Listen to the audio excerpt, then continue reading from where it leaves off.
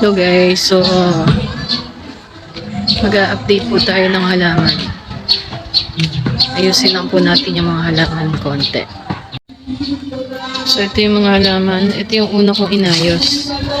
Actually may mga hindi pa na ayos talaga yan na maayos. Kasi may mga paso na walang halaman. So hindi ko pa na ayos pala. Yan. Ito yung mga halaman na galing sa likod. Ayan.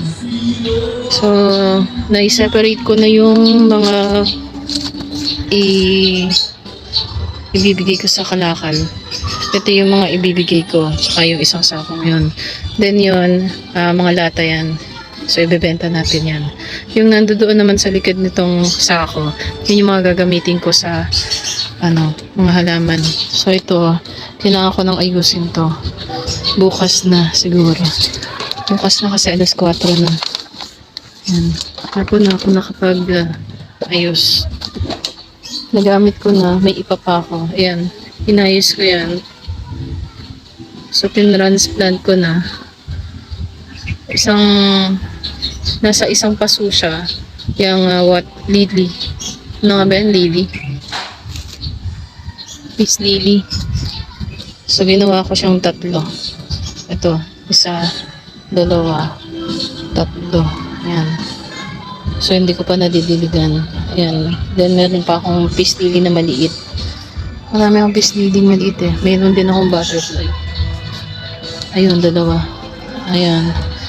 So, ito yung higaan ni Candy. Yan yung higaan ni Kusina.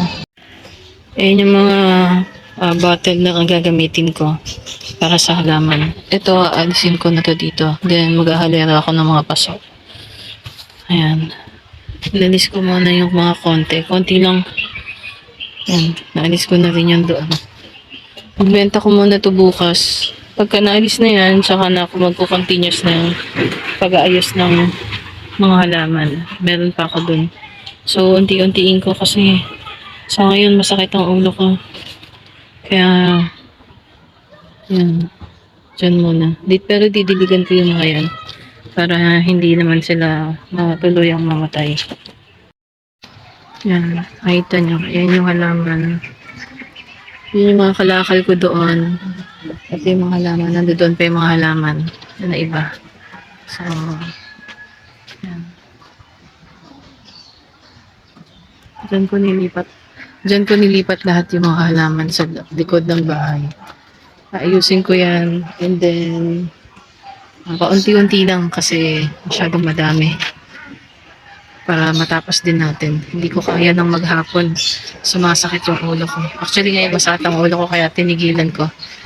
Naka 1 oras lang ako mag-arrange ng halaman. Mag-transplant. Kasi sumasakit na yung ulo ko. Ang sakit nandito ko. So bukas na lang ulit. Update ko ulit kayo.